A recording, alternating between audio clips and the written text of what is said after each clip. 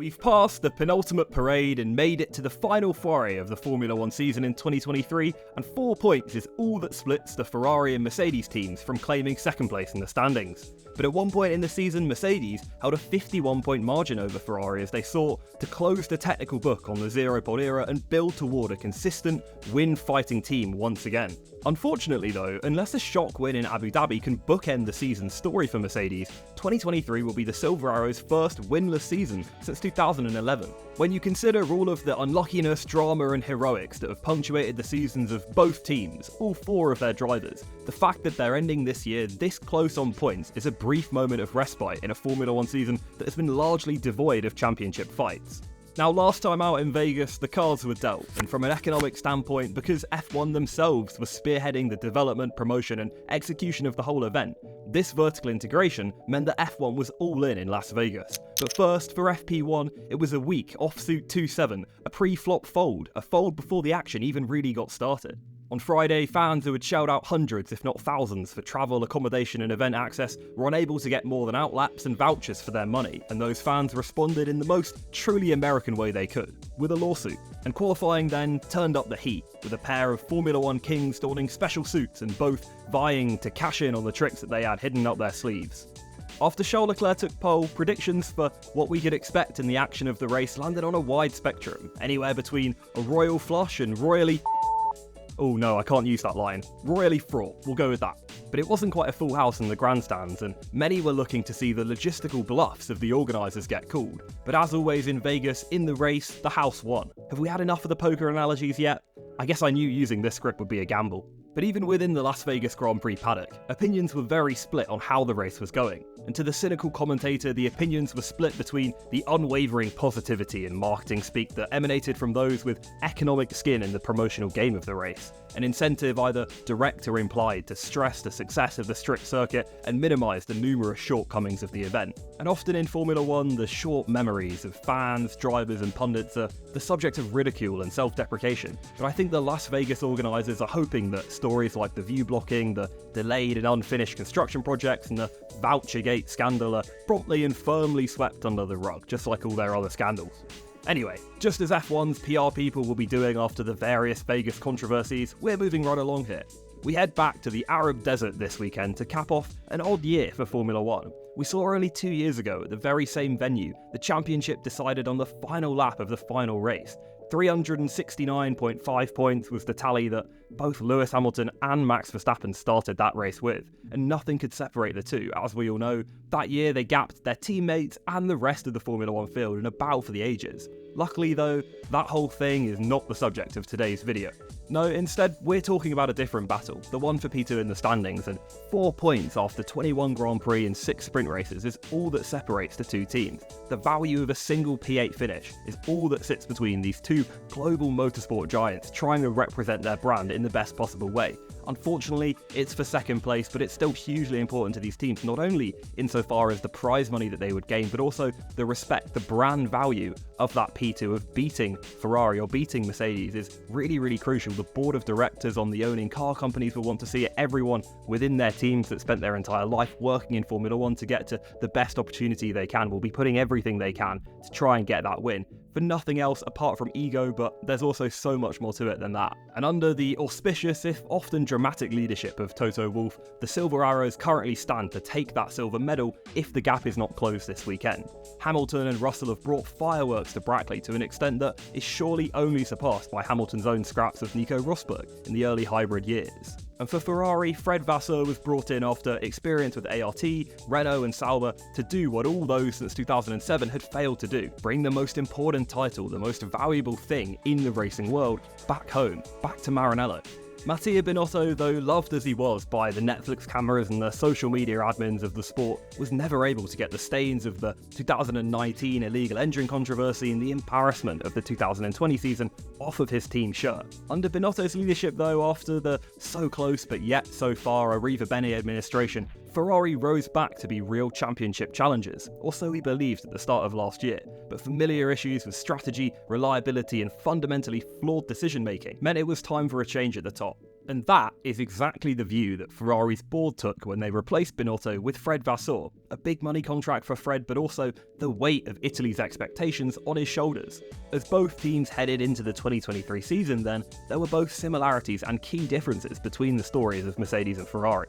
Mercedes were keen, or maybe desperate would be a better adjective, desperate to make up for their huge drop-off in year-on-year performance. They still won a race last year, but turning up and treating practice sessions more like tuning opportunities, more like testing, was a brutal cycle for the trackside team who could never quite get updates in that perfect window of raw speed, raw pace and drivability feel for the drivers. To be able to connect those two dots is a key struggle for all the teams, but it was something that Mercedes were never really able to put together. Updates for Mercedes in 2022 felt like they were kind of one of two things. Either they would give the car more raw pace, but take away from the ability of the drivers to feel that pace, to get that mechanical sympathy, that connection with the car, or they would increase the drivability, help the drivers get that feel, but take away from the overall raw pace. What Red Bull have been able to do is to kind of align those two things, to get raw pace and driver feeling connected, then that development curve is just going to build and build and build, rather than keep chasing its own tail. And jumping over to the other side of our battle, Ferrari president John Elkann, who has seen over the brand since 2018, gave a truly enlightening interview to the BBC this week where he dived into the eras of the brand which he has been working there for and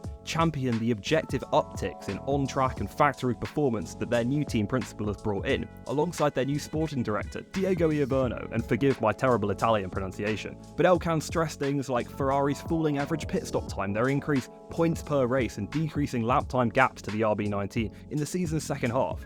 Early season highlights like Leclerc's pole and podium in Baku were moments of brightness in a year where the rest of the grid has stood firmly in the shadow cast by Red Bull's rocket ship package. And Elkann also stood firmly behind the capacity of Charles Leclerc to go toe-to-toe with this season's world champion for the F1 crown, as soon as the technical and sporting packages of the team were at the world championship level. Elkann explained that Charles is a very strong pilot who has huge potential and there's no reason why he wouldn't be a world champion. We believe our pilots are very strong and have very strong potential. What is important is to be able to work to convert that potential into real outcomes. And I think it's messages like that that the Ferrari fan base will be so ready to hear and hopefully ready to then capitalise on. I think what we really have started to see, and I think what the evidence that Elkann provided in that interview showed, was that they really have started to do that, started to make those steps. It's just that Red Bull were making those steps back in the early hybrid era, right, to bring them to fruition to when they had the best car to be able to capitalise on it. They have already kind of dealt with that time lag. Ferrari are now right in the middle of that process, so we might not see the eventual outcome, the championship level outcome of it for a few seasons now. And I think that's going to be the issue. That time lag is really hard for people to factor in, and it's really hard for the management to understand with this kind of present bias. It goes back to that short memory thing that I was talking about earlier. And on the topic of Ferrari's lack of championships in the recent years when compared to the overflowing silverware cabinets in Brackley and Milton Keynes, Elkann went on to detail that there are always many reasons. It goes back to every single aspect counts. We had a really bad season in 2020, and one of the things that surprised me is we actually did worse in pit stops than our ranking in the championship. That was an indicator of the mindset, because ultimately, to really win, you need to get good at everything. It's true that on the margin, if you don't have a competitive car, the rest won't make you win. But if you have that mindset, it's difficult to win. And I think that, again, really echoes what Ferrari need going into the future and what they need to capitalise on in the final round and throughout next year if they're going to try and make that step from back-to-back silver medals to finally taking the gold once again. And I think for Ferrari to be able to bounce back from poor performances like their Spanish Grand Prix to another pole and podium position outing at Monza with the new upgrades, and then of course Sainz's triumphant win in Singapore, and also the way they were able to rebuild Sainz's car after his crash in Vegas, Elkann's confidence is well placed in Ferrari's new leadership team. Fred Vasseur seems to have the confidence of the board, the team members and the fans, and the trend lines are in favour of Ferrari as we head towards the finale of this battle. 4 points is all that Ferrari needs to put some more cash in the bank and retain that silver medal for back-to-back years. They're still losing to Red Bull, but beating the fourth, the effort of Mercedes, the iconic, successful team that they are, beating Mercedes for 2 years in a row is still surely a prideful achievement nonetheless. For Mercedes though, in looking back to Vegas and forward to the end of the year, Toto explained that on track for us it was a case of what could have been. The pace of the car was so strong, and without the numerous incidents of contact, both Lewis and George would have been challenging for the podium. But that's a case of could have, would have, should have. We're ready to give it our all in Abu Dhabi to come out on top. it will be a close fight and hopefully we can finish the season with a strong performance on the front foot. For Toto, it was kind of a neutrally optimistic statement in the exact way that you'd expect from a leader of the team, but I think also in many ways, just how reserved he was being about his predictions is reflective of how that points gap to Ferrari has closed in the final rounds. Of the two red cars, it's Carlos Sainz Jr., number 55, who ironically has become the more senior of the two, and I think there's a solid argument to be made that this season is one of Carlos's best in the sport, with 200 points to Charles Leclerc's 188. The Ferrari pair are sandwiched in the standings by the wider points gap of the Silver Arrows. Lewis's tally of 232 and George's of only 160 tells the story of their 2 years in many ways. Truly, the only way to shed the randomness of crashes, mechanical failures and unlucky moments with other cars is to use that law of large numbers, and to the delight of the Team LH army, as we increase the number of races, the amount of evidence that we have to judge who's coming out on top in this battle.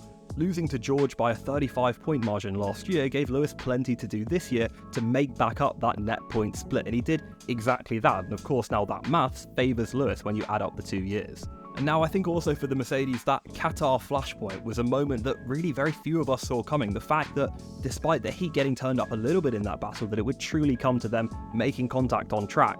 I don't think any of us saw it coming, and I think in a literal sense, of course, Lewis and George also didn't see it coming, but the idea that they were able to move past that, to still work together and maybe beat Ferrari in this final battle this year would be a way for the drivers to kind of repair that bond, to find a way to work together again and push the team back to the front. From the technical standpoint, I suppose it's really important when you're trying to make those gains that you have two drivers that have aligned feedback. I think Ferrari do have that, but I think if we keep seeing that heat get turned further and further up in the Mercedes garage, that'll work against what their technical goals are.